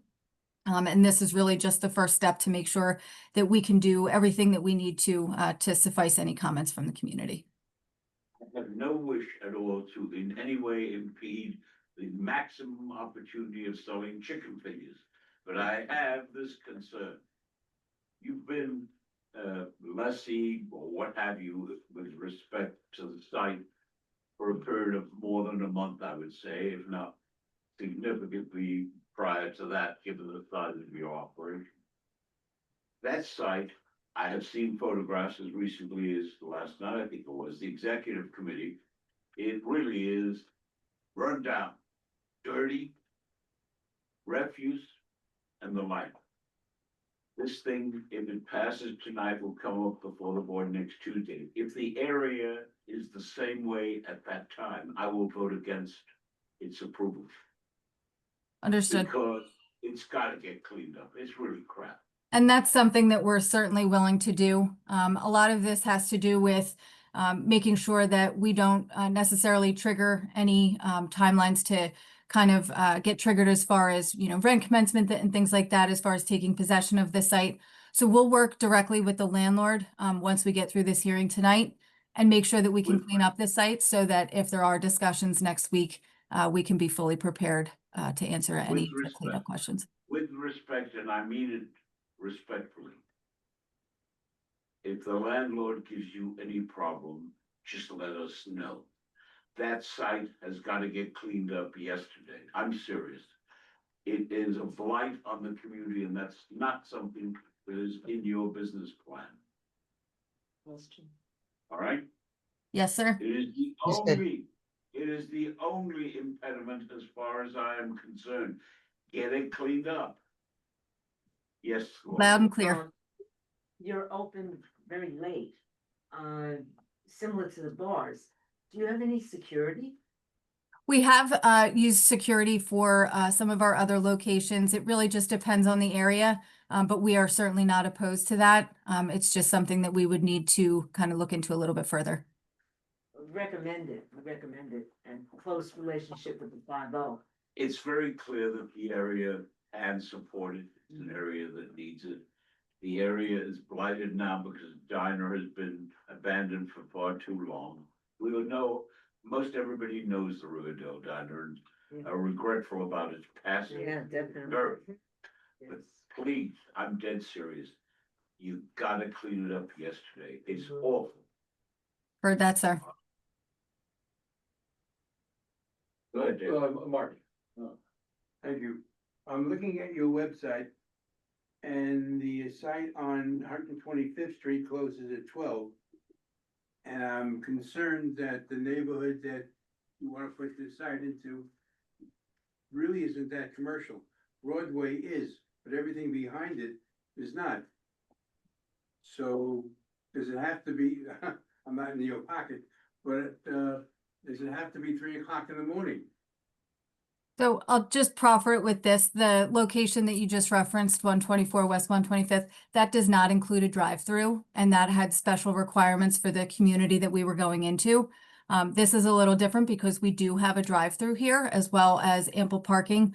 And we do understand that we are abutting against residential. So there are options for us to talk through the hours of operation if there are concerns about being open too late. That is something that will cause problems among the neighbors when they start to see how it goes. Because what it will do is the hungry among us are gonna get there after their first 15 gallons of hooch and move into the side for some chicken fingers. And maybe make a few noises in the process. I think, you know, if, unless you're married to 3:30, and this is really probably premature, if you don't have the business, you're not gonna, you stay open that long. That's correct, sir. If we know that we're not getting the business, there's no reason to stay open. Then we will certainly adjust those hours, but we do like to go in with the full, 9:30 a.m. to 3:30 a.m. at the very beginning. Just to really have that opportunity to stay open for first responders and for third shifters that would be craving chicken fingers late night. Well, you have a lot of new housing coming into that area. That's near the visitation site, so they'll come in there. They'll come in a variety of other places. My point to you is, if you see it as a reality, I would strongly recommend, at least in the beginning, to have some sort of a security, visible security presence to discourage the baddies among our population. Absolutely. And we do work very closely with the local police departments to make sure that we've got proper coverage. Specifically, if we have events at the restaurant, or if we call it our honeymoon period, which is usually the first month of the restaurant being opened, we do anticipate, with it being a newer brand, that there would likely be an influx in traffic. So we want to make sure that we're alleviating any of that congestion and working directly with the local PD to make sure that we can route traffic appropriately. When is it done? Where would you contemplate opening? We would like to get open as soon as possible. So as soon as we can get through all of our meetings and the BSA, we'd like to get rolling with construction as quick as possible. We're currently scheduled for the BSA meetings in early November, November 5th and 6th. Let me tell you why I asked you the question. You are right near the stadium of, what do they call that thing? The Gaelic. Gaelic Park on Manhattan College. So that you should factor in, you are going to have traffic there, which is a plus field, during the season that they have their activity going. Liquid refreshments flow very freely during that period of time, which Well, again, hopefully they like lemonade too. maybe, but really, you would be well served having visible security at the opening. It discourages people who shouldn't be there. Absolutely. And we'll take that into consideration as we continue to develop this. We'll work closely with the local PD and either hire them as off-duty officers or hire a third-party security company to help. Okay, David? I've been to your place in Brooklyn, enjoyed your chicken fingers and lemonade. Think you'll do fine, particularly because you're 3 doors away from a legal weed shop. And Manhattan College students will be coming off of the subway, literally across the street from your location. So I think you'll do just fine. But I have a more fundamental question for us, which is, why a 1-story building? I have no problem with Raising Cane's, but why not 5 or 7 stories of residences above it? I mean, that would be, it's literally across the street from the subway station. That's a perfect location for transit-oriented development, which is one of the key elements of the city of Yes. That's a large footprint of property, and I think we are missing a great opportunity here as a community board to get probably, 50 or 100 apartments. I You have imagine. now hit on yet another reason why we are not in the lead for the construction of affordable housing. Right. Why? Because the property, the highest and best use is that which they believe they can do. Well, why can't it be both? That's my question. Because they're not in that business. Why can't we suggest to them that they explore that? A little late in the day, you have suggested it, they have noted it. Oh, there's a drive-through. It's like living above a McDonald's. Who wants to? Trust me. Not typical of our business plan. Particularly 50 feet away from subway station. One person at a time, please. To my house. So anyway, again, that's a question for us more so than them, I guess. But I don't think that that's an appropriate question Okay. at this stage Okay. of development. I'll Okay. tell you why. there is a developer who has a plan. We need businesses in the community for the community to survive. This may not be the ideal business, but it is a business. It employs people. People need to have food outlets. Personally, I'm not big on chicken fingers, but that's a different issue. But the point is that they are trying to do it. They're not in this business. If anybody was responsible for doing it as you outlined, which is the right way, it was the landlord and owner of the property. He made a judgment that he would do well with this tenant and that sufficed. Seems to me that's not something I can question. I mean, Although Bob's point is 100% correct. How do we encourage the landlord to do it then? I mean, isn't, our view as a community board is to look at the community and do what's best for the community and make recommendations for what's best for the community. So. This is one of the vices of a capitalistic society. I mean, Comes Mandami, you won't have that worry. Ms. Bullock. we can only vote with what's before us, with the application that's before us, and I think the hour's getting late. Well, then His point is entirely correct. Yes. I think we should vote against it and encourage them to come back to us with a plan with, residences. That's David, my business. David, David, I have you don't know what the zoning is. It could be zoned just for commercial and not mixed use. So it's a whole nother issue, and I agree with Laura. I'm sorry, what? Do you know what the zoning is? If I could please speak, Rebecca Bodine with Bowler Engineering, we're the civil engineer on the project. I do just want to say we've been working with Raising Cane's for a while. Awesome partners to work with, really concerned about the community. I actually went to LSU, so I'm familiar with the original one back when I was in college. Again, awesome partners. What is the current zoning of that side? The current zoning is a C2, so it's commercial. We had previously started this, I think almost 2 years ago. Yeah. We had all of our DOB approvals in place, as well as DOT approvals, et cetera, et cetera. And then we got caught in between the change of the zoning resolution. So this site used to be as of right. Now we need to go through BSA, which of course that happens. We took some initial feedback that we got from the DOT specific to a potential and future BSA related evaluation. Took that into account, redid our site. I understand 100% where all parties are coming from. I'll say from the dereliction side, we would have started, Melissa, I would say like months and months ago if we could have. We just got stuck with BSA. We are fully ready to mobilize whenever we can achieve all the required approvals and permits in place. I have heard, again, similar pushes from other community boards of thinking of potential, let's say like mixed use buildings, et cetera, et cetera. And I think that future looking, that's not, it's not a bad idea. Return to the question. Yeah. The current zoning is commercial one, C1? C2. C2. 2-3, which since it's a corner. So you have to have it rezoned in order to get it into housing anyway. Okay. The new city. You know what?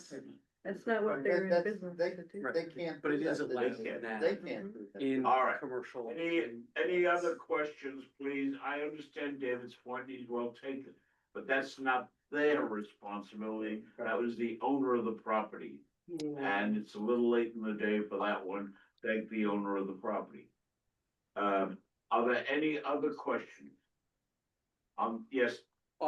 Is our approval overriding this denial already from? No, you need a denial to go to BSA. That's the mechanism for us to get through the process and get to you. Right. Anybody else? On the motion to approve, Second. any discussion? Do I have a second? Second. Any discussion? All those in favor? I think it's, Contrary minded? I just don't know where I stand. You what? I just don't know where I You stand. have to yes or So no. you Oh. want to abstain? Abstain. We'll What go do for you do? no, sure. You're no. Daniel's a Okay. no, Could I Adriana's have a count, abstain. please? I'll change mine to no. I'll be with Daniel. Can I have a count, please? Okay, well, you have two opposed, hold on, I'm sorry, give me a second. One opposed and one abstention. No, they're No, both she opposed. opposed. So 1, 2, 3, 4, 5, 6. Mr. Bellman's number 3. I'm sorry? He doesn't vote. He can't vote. Well, do you remember the committee? No. No. No. I lost. Well, no, but they'll be your community member, but not for Right, months. it's no Not yet, Not for yet. 3 meetings, Right, right? 3 months. Did you Um, please vote? So we have, yes, I have 6 in favor and 2 opposed, so it passes. Done. Thank you. Thank you very much for your time this evening. We Thank you. appreciate it. And our meeting full board is on September 9th, Tuesday. Now, just so you please know. understand what I said to you a few moments ago. I want that neighborhood, the area that you propose to occupy, cleaned up by that time, next Tuesday. We'll get on it. Be aware, you got a job ahead of you. I'm serious. You gotta do it. You can. Heard you loud and clear, sir. We'll get on it.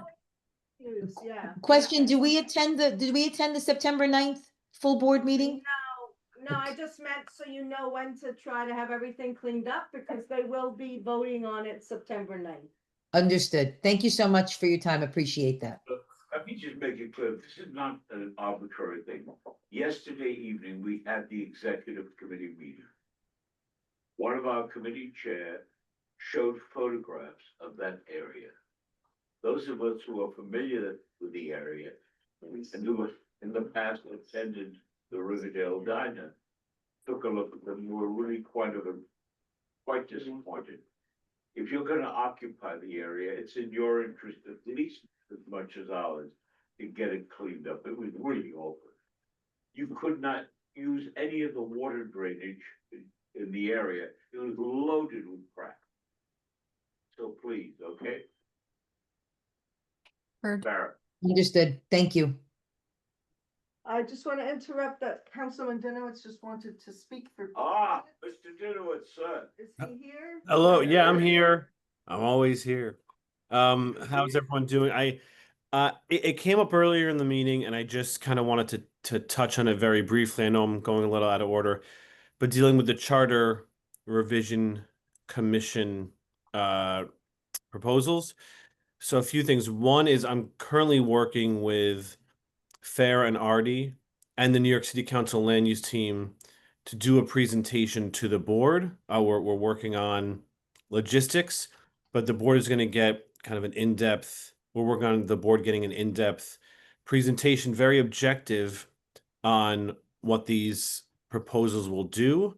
I do want to point to a New York Times article that came out today, which said the Board of Elections is considering whether or not these questions should even appear on the ballot because of something Laura said earlier, which is absolutely correct. The questions are very misleading. The questions say things like fast track, make it a little easier to build affordable housing. What it actually does is for all 3 questions, I mean, one of them doesn't apply to us, would essentially remove your power, your input, and would remove the council's power. One of the proposals would allow for multifamily units in low density neighborhoods, including a lot, the R1s we have here in Community Board 8. And one of them would say, for example, the land use item that we voted on in the council, the 5602, 5604 Broadway, where I met with them before they even presented plans to anyone and said, we need to have at least half the units, 2-3 bedrooms. We need parking. We need resiliency because it's next to the Deegan. And they agreed to that in part because they knew it came before the council. And what one of the proposals would do would say, well, the mayor, or in some cases, the BSA can just appeal it and do whatever they want. So a lot of the wins a lot of the things that we know our community gets, because of this Euler procedure, because of votes in the council, would essentially go away. That's actually what these three proposals aim to do.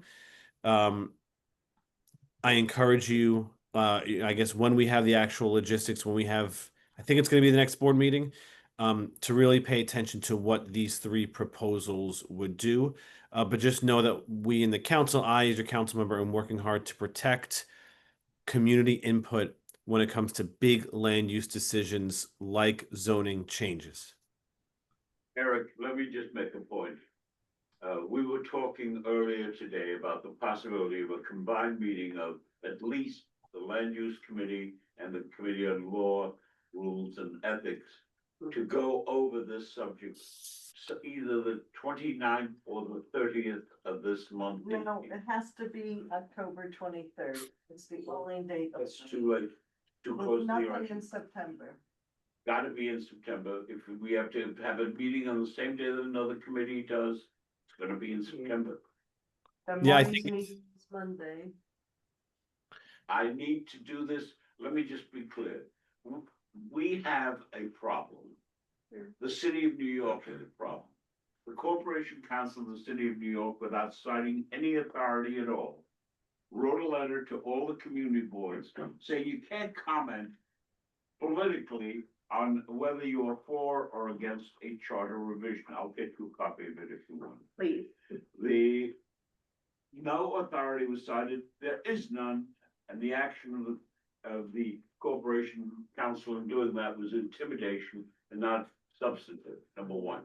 Number two, you still have to navigate the provisions of the Conflict of Interest Board things. And in order to do that, we have to function within a time frame. It cannot be within 20 days of an election. That's an attempt to make sure that the elections are not influenced improperly. And therefore, we have to move this up in order to do that. So somehow or other, we're gonna have to find a way for having a special meeting where we can explain this and where Eric can explain it and the rest and take a stand. Number two, once that stand is done, it will be done in the name of the members of the committee and not in the name of the committee. So that it does not run afoul of the language of the Conflict of Interest Board's regulation. I have to tell you, as is customary, COIB has been most cooperative.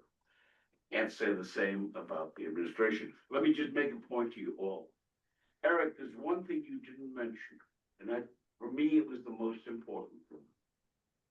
The proposed resolutions, 3 of the 5, touch upon affordable housing. We shall have the power to do X with affordable housing. We shall have the power to do Y. We can exclude the city council from the process on affordable housing. They don't define affordable. You and I know, we've danced around this now for the past few years. There is no city of New York definition of affordable. What's affordable to me is not affordable to people in the South Bronx. What is affordable to people on the east side of Manhattan is not affordable to people in Harlem. It is not affordable to people in the Lower East Side. Yeah. And until they have a definition, not only is the proposal defective, it should not appear on the ballot. Yeah, I'll just make one clarifying, because I agree with you, Chuck. They have a definition. It is a deeply flawed definition, as you know, because you mentioned it earlier, area median income, which, as you just said, doesn't really take into account whether you live here or in other parts of the city. Definition. That's the federal. There is no. The city uses, so for it's flawed, and there's no doubt about it. But the city uses the federal definitions, the AMI, for their subsidies. There are certain federal subsidies that I believe come into play when a developer is trying to finance a building. So that's where it all comes together. So from a developer's side, or if you're a bureaucrat in City Hall, that's a definition you have. That's what you're going to use, and you're trying to bypass communities and city council, that's what the definition you're going to use. So there is a definition. It is just a deeply flawed definition that does not speak to the diverse incomes and neighborhoods of our city. This is the last verb of an administration that can be aptly described as a verb in itself.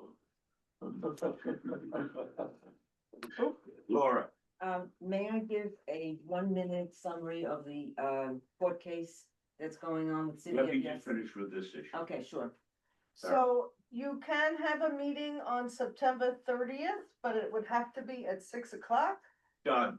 before the education meeting at Done. 7:30. Okay. Hold on So- 1 second before I say This is done. Tuesday, September 30th at 6 p.m. And Farrell, will you check with the other committees, any of them, so we have coordination, as Margaret pointed out the other day, any other committees of the board that have an interest in this area? Okay, to come to this meeting. Yeah. Okay, I can make it. Now, anybody else before Laura tells us about the court proceedings on City of Yesterday? Laura? Okay, so I attended July 16th court date. Wait, so I'm Um, gonna start to interrupt. I'm gonna, if there's nothing else, I'm just gonna take my leave. But I want to thank Chuck and Farah for the time they've provided me, and thank you. Best. You're the best. There's nobody in second place. Thanks, guys, because we're all tied for first. Take care. Okay, so, as, there is a court case against the City of Yes. And, there are over 100 plaintiffs, I am one of them. The court case had oral arguments in July where the city made its case and our lawyers made its case. From 5 boroughs, the courthouse was packed with, all the people. And the main thread was the lack of CEQA, the lack of environmental review, the lack of, where you had carbon neutrality, you had something that none of us saw. We couldn't have seen it in 1,000 pages. As of right for the city, for companies to build lithium battery farms. Whereas before, you'd have to have BSA, community board, blah, blah, blah. Now that was wiped out. So that was one of the things the lawyer pointed out, because there was no environmental review for carbon neutrality. There was no environmental review for economic opportunity, which had a lot of housing issues that was built on by the housing opportunity. So by segmenting what they did into 3 City of Yeses, they were in grave violation of a lot of the state environmental laws. So they made their arguments, the city made its arguments. They said that it's not all 3, they're all 1. They did it this way, it's just branding. It was, in any event, it is before a judge right now, and I will keep you posted. And that's that. Okay, Abby, you're last, but make it germane. Hi, were you calling on me? Yeah. Okay, Yeah, go ahead. yeah, no, very quick point. Just, I would say the chickens are really starting to come home to roost with respect to the degree of development in Van Cortlandt Village. There's 7 micro unit conversions and 8 large scale developments currently underway. Neighbors in the area are reporting continual problems with noise, partying all night long, prostitution in some places, just elevated quality of life issues across the board. So I'm just wondering, what do you recommend that folks in Van Cortlandt Village do with respect to some of these issues, which kind of foreshadow some of the issues that would be coming to Riverdale with the latest zoning. If I may, Abby, I have a personal stake in this. The fellow they referred to as having been opposed to having SROs in the city was me. I condemned more of them than have ever been condemned in any combination of 3 mayoral administrations. They are bad, they generate Frank Hogan, the legendary DA in New York, told me on the first day I took my oath, these are gonna kill the city of New York. He was right. SROs or fires, SROs have intrinsically attracted prostitution and other crimes and drugs. That's their nature. And there is a lobby, very well financed, that runs those kinds of things. City of New York adopted it, City Planning Commission embraced it, and now the people of New York are gonna suffer with it. And that's one of the reasons I made the comment repeatedly about my views as to the City of New York administration. Yes. So- Fred? On this Public Safety Committee meeting on September 16th, and if there are quality of life and all these issues, I really recommend that people That's a good attend point. that meeting Abby, you At know the what you need to precinct. do? at the precinct. Bring whatever proof you can of this kind of stuff going on before the committee. You have here today a unique opportunity and which will be expanded upon on the 15th. The Riverdale Press won Pulitzer Prizes by exposing the flaws in government. That's what they wanted for. They were a local paper that did it. No Here's pressure. your chance to win your prize, young lady. I'm trying. Well, I mean, there's not too much digging that has to be done. I mean, so for example, West Hab is operating the facility at 69 Stevenson Place where one of my neighbors report prostitution is occurring. You can go on the FIPNA mailing list. Every weekend, there are people crying out for help, saying I'm up till 2, 3, 4 in the morning at 3488. I believe it's 3488 Cannon Place. 60 cars. With Public Safety Committee. They have to call. 60 cars, 60 cars parked, multiple calls to the 50 precinct. I'm up all night. I can't sleep. Yeah. Teach you to the quiet. Oh, I know. I'm asking what to do. Yeah. Here's what you should Told do. you. I'm gonna tell you again. One, Yeah. how does he get hold of you? You can reach me at, do you wanna write my information down by any chance? Sure. I don't know who you are. Oh, I'm so sorry. My name is Michelle Mullen. I'm a reporter with the Riverdale Press. I'm sorry. I didn't catch it. What? Have a good one. I'm a reporter with the Riverdale Press. My name is Oh. Michelle Mullen. Okay. Hi, Michelle. Nice to meet you. Nice to meet you. So my email is Michelle, MICHELLE, Uh-huh. and then Mullen, MULLEN, Okay. at riverdalepress.com. Just one. So it's Michelle Mullen, one word. Yep. Okay. Awesome. Yeah, no, I'm happy to, I'll drop you an email. I'll CC a couple of local. The more scandalous, the more likely it's gonna make it. I don't think there's any shortage of salacious details. And it's in no one's, but it's not, it's not like, I would say, no one's happy about it. I mean, it's news, but it's not news that is enjoyable or funny or amusement. And people are really, in pain here. And I do think, as I've said for the last 2-3 years, I do think Van Cortlandt Village is just a canary in the mine shaft. It sounds like similar changes are en route for Riverdale. So, I'm happy to talk to you, Michelle, and connect you with other people who can give you more detail than I can. I'm really just speaking for the community, kind of as a mouthpiece here. He's 100% right. Thank you so much. I'm looking forward to speaking with you. Okay, Michelle, thank you. Is there anything else to come before the committee tonight? We have to do roll call officially and the minutes. Go. I did not do roll call or minutes. We were about We to. approved the minutes. Go. Charles Mordler, present, Marty Walpole, Present. Bob Bender, Here. Lee Chang. Yep. Steve Matthews. Here. Adriana Rivera. Here. Daniel Rowan. Here. Laura Spalter. Here. And John Yanong is absent.